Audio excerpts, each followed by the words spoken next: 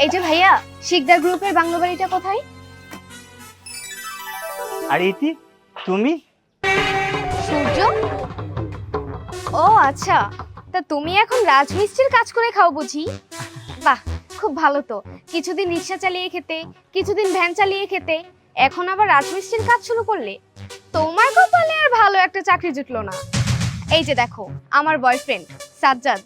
আর সাজ্জাদ, আমি ওর কথাই তোমাকে বলেছিলাম।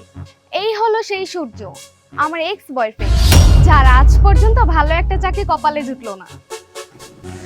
এরকম একটা কামলা ছোট লোকের সাথে তুমি রিলেশন করছো? যাক, ভালোই হলো, ওর সাথে ব্রেকআপ করে তুমি আমার সাথে চলে আসছো। একদম ঠিক বলেছো।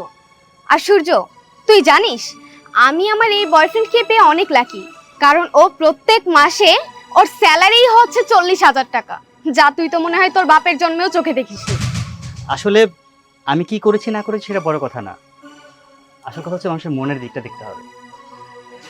আসলে আমি মনে করি 40,000 কেন, 40 লাখ টাকা বেতন পেলেও কোনো লাভ নেই। কারণ অন্যের অধীনে চাকরি করে কয়দিনে ভালো থাকবে, একদিন চাকরি চলে গেলে সে আবার আগের জায়গায়। আর নিজের পায়ে দাঁড়াতে পারলে, নিজের যদি নিজের বিজনেস বা নিজের কোনো কিছু স্টাবলিশ করতে পারে, তার উপর কোনো কিছু নেই। আর নিজের কাজ নিজে করাটা তো ভাগ্যের ব্যাপার।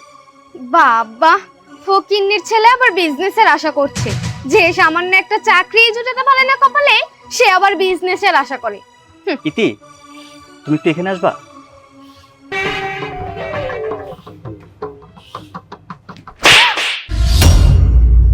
তোমার সাথে রিলেশন থাকলে আমার ছিল, যদি কোনো অপরাধ করে থাকি আমি করেছি, কিছু বলার থাকলে আমাকে বলতে পারো, গালি দেওয়ার থাকলে আমাকে দিতে পারো।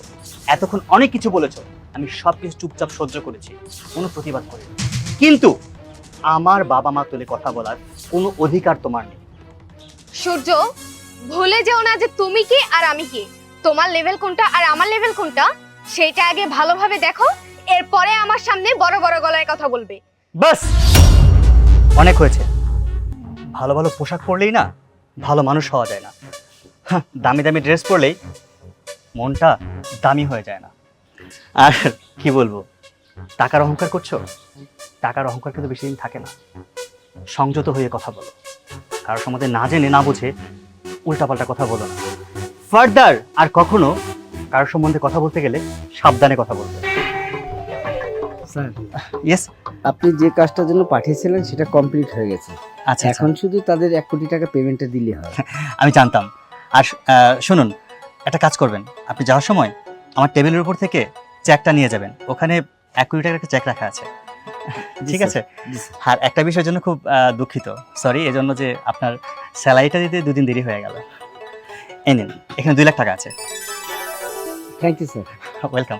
আর একটু কষ্ট করে বাসা থেকে বেরোনোর সময় আপনি বুয়াটাকে বলবেন যে একটু আমার সাথে দেখা করে যায়। জি স্যার। আমাদের যে কাজের বুয়াটা। হ্যাঁ স্যার, আমি Okay. আসি স্যার। Thank you. তুমি 2 লাখ টাকা ওকে দিলে যে? হ্যাঁ, উনি হচ্ছে আমাদের কোম্পানির জেনারেল ম্যানেজার, আর ওনার মাসিক স্যালারি 2 লক্ষ টাকা। 2 লক্ষ টাকা? এত টাকা কোথায় পেলে তুমি? ও আচ্ছা আচ্ছা, তুমি যে তোমার জেনারেল ম্যানেজারের মাসিক বেতনে 2 লক্ষ টাকা দাও, এত টাকা তো মানুষ চুরি করেও আনতে পারবে না। কি ড্রাগসের বিজনেস করো বুঝি? ইচ্ছে করছে না তোমার গালে আরেকটা কষিয়ে মারতে। আসলে মেয়ে মানুষের গায়ে হাত তোলার অভ্যাসটা খুব কম। তোমার কি মনে হয় আমি ড্রাগসের বিজনেস করি? আসলে তোমাদের মতো মেয়েদের না এই সামান্য একটু মগজ, এর মাথায় কতটুকু বা ঢুকবে বলো? আসসালামু আলাইকুম স্যার। ওয়ালাইকুম আসসালাম। স্যার আমাকে ডেকেছেন? হ্যাঁ, ডাকলাম। তোর তো সকালে আসার কথা ছিল, দেরি করলি যে? স্যার বাসায় কিছু কাজ ছিল তো ওগুলো আর কি শেষ আরে করলাম। কাজ পরেও করা যেত, ওদিকে হসপিটালে ইমার্জেন্সি যাওয়ার দরকার, তোর হাজবেন্ডের পাশে থাকতে হবে না অল টাইম।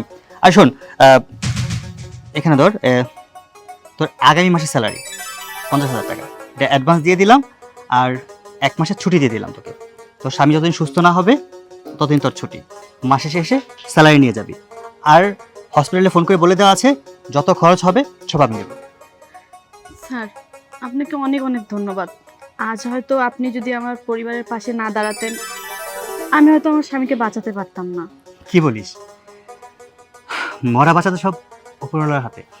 আজকে আমি এখানে আসছি আমার সততা দিয়ে, তোদের পাশে আমি না দাঁড়ালে কে দাঁড়াবে বল? তোরাই তো আমার পাশে আছিস সবসময়। আমাকেও তোদের পাশে থাকতে হবে, তাই না? আর সবচেয়ে বড় কথা কি জানিস, একদিন আমিও তো গরিব ছিলাম, তোদের মতো কষ্ট করেছি। আজকে এই কষ্টের বিনিময়ে নিজের পায়ে দাঁড়াতে পেরেছি। যাই হোক, তুই একটু তাড়াতাড়ি হসপিটালে যা। তোর হাজব্যান্ড ওখানে আছে কি না, কি অবস্থায় আছে, তোর কিন্তু অল টাইম ওর পাশে থাকা দরকার। স্যার আসলে সত্যি বলতে কি, আপনার মতন মহৎ মানুষ আজকের এই যুগে পাওয়া অনেক কঠিন। আপনার অনেক অনেক ধন্যবাদ স্যার। শোন, যার মন ভালো সে সবাইকে ভালো জানে, আর যার মনে অন্ধকারে ভরা সে সবসময় অন্ধকার জগৎটাকে চোখে দেখে। ওকে, তাতে যা। হ্যাঁ, আচ্ছা স্যার, আসসালামু আলাইকুম। ওয়ালাইকুম আসসালাম। কিছু বলবে? একটা কাজের বুয়ার স্যালারি তুমি 50,000 টাকা দাও? এই, তোমার মাসিক বেতন কত? 40,000 টাকা কেন? তুমি একটা ছেলে মানুষ হয়ে মাসে 40,000 টাকা ইনকাম করো, আর দেখো তো এই মেয়েটা একটা বাড়ির কাজের মেয়ে, অথচ তার মাসিক বেতন 50,000 টাকা। শোনো, নেক্সট টাইম তুমি আর আমার সামনে আসবে না। তোমার সাথে আজকে থেকে আমার সব রিলেশন শেষ। যাও, এই মুহূর্তে আমার চোখের সামনে থেকে যাও।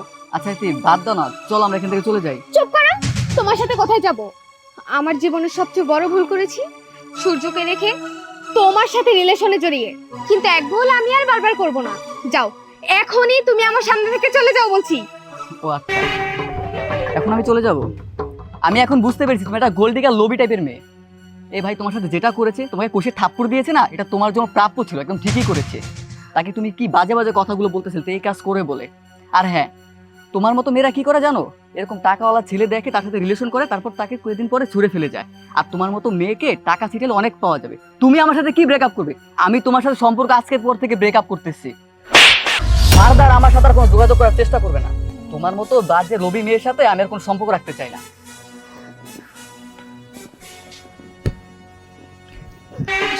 সূর্য, শোনো না, বলছি যে আমি না অনেক বড় একটা ভুল করে ফেলেছি। প্লিজ তুমি আমাকে মাফ করে দাও। ঠিক আছে, ভুল যেহেতু করেছো, নিজে স্বীকার করেছো, তোমায় ক্ষমা করে দিলাম। আসতে পারো। সূর্য, চলো না আমরা আবার নতুন করে আমাদের রিলেশনটা শুরু করি। নতুন করে আমরা আবার বাঁচবো, আমাদের স্বপ্নগুলো আবার নতুন করে দেখবো। পাগল তুমি, মাথায় সমস্যা? হ্যাঁ, কি ভেবেছো যে থুতু মুখ থেকে একবার ফেলে দিয়েছি সেটা আবার চেটে খাবো? ইম্পসিবল। তোমার মতো একটা নোংরা মেয়েকে আমার আসনে জায়গা দেব? অসম্ভব। এতক্ষণ তোমাকে দাঁড় করিয়ে রেখেছি, এটা তোমার ভাগ্য। না হয় আমি তোমাকে ঘর ধাক্কা দিয়ে বের করে দিতাম, কারণ একদিন তোমাকে আমি একটু হলেও ভালোবাসতাম। সেই সম্মানটুকু দিয়ে তোমাকে বিদায় করে দিচ্ছি। যাও এখান থেকে।